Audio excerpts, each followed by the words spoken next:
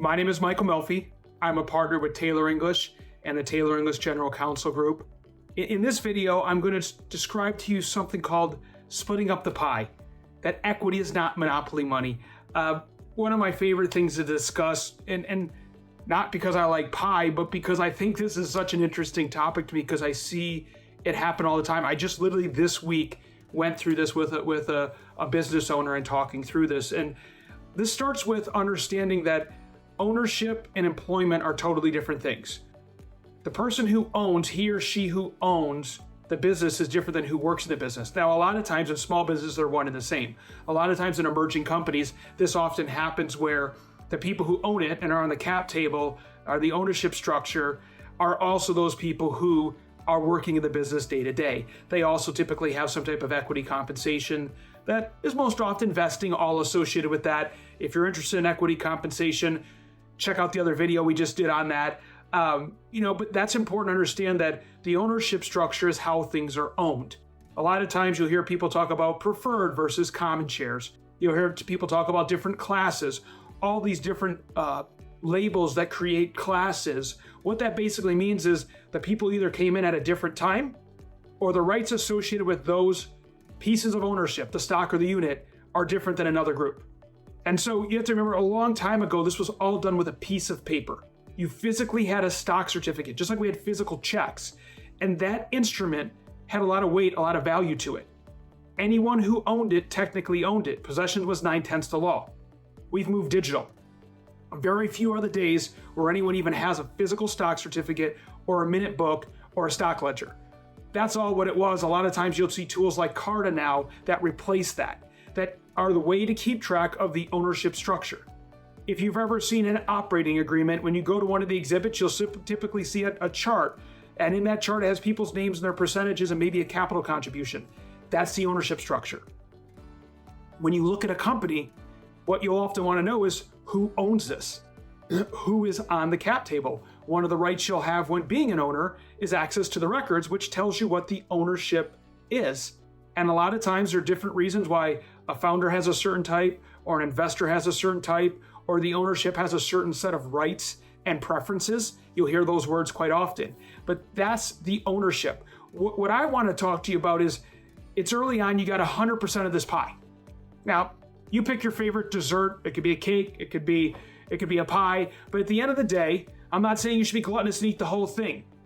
But how you give that out, when it's your favorite thing, it could be one of those amazing cookie cakes you get. But at the end of the day, when you're giving it out, how much do you give away? Now, if it's my birthday, I want to give a lot of it away. I want everyone to celebrate with me. And I always tell people that. Come to my birthday party, you're gonna get a great piece of cake, maybe. But here's the other thing. What do you think your company is worth? And companies will say, I have $1 billion company. It's $1 billion idea. It's a $100 million idea. It's a $50 million idea. No one ever tells me it's a $100,000 idea.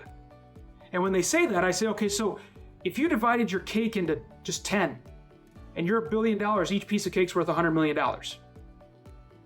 That piece of cake looks a lot different now.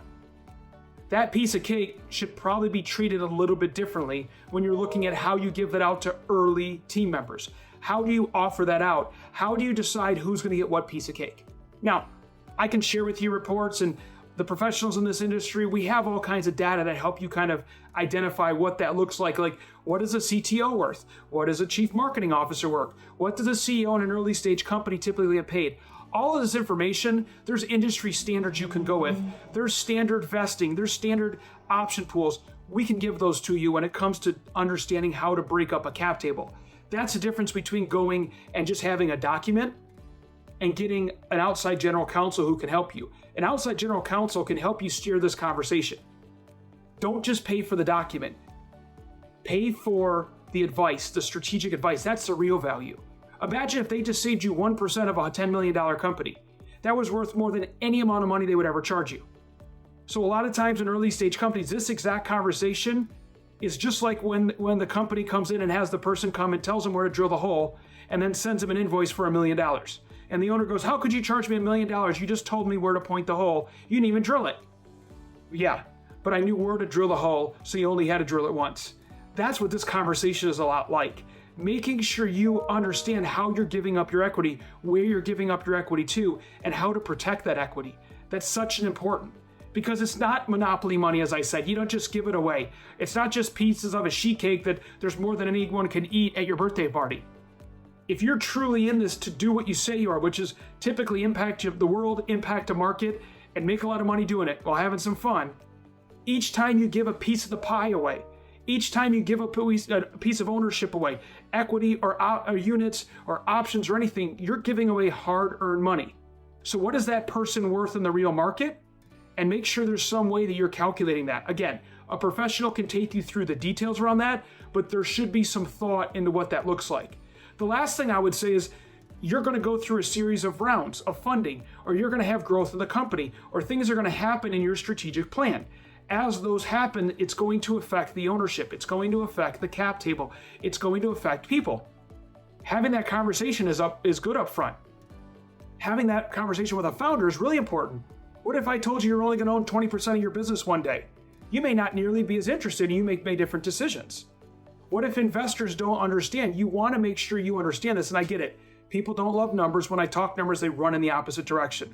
This is important to be able to understand, because if someone's coming to you to work, someone's coming to you to join your team, someone's coming to invest, wouldn't you like to have an idea of what this could be worth? Without making any representations, my security lawyers would be a little concerned if I say too much, but at the end of the day, you should know the roadmap to where you're going. You should do some modeling to understand that. So that's an important part of what you do when you talk about splitting up the pie around equity for your business, because it isn't monopoly money. I want to thank you for taking the time to listen to one of my favorite subjects to talk about. We'll do a lot more on this topic. If you're wondering what's the best structure for you, if you have questions about how to build this strategic plan around how you're going to split up your pie, take the time to consult with a professional. The team at Taylor English is awesome at doing this. And so if you want some additional advice, just pick up the phone and call one of us. Until the next time, enjoy what you're doing, and we'll see you on the next video.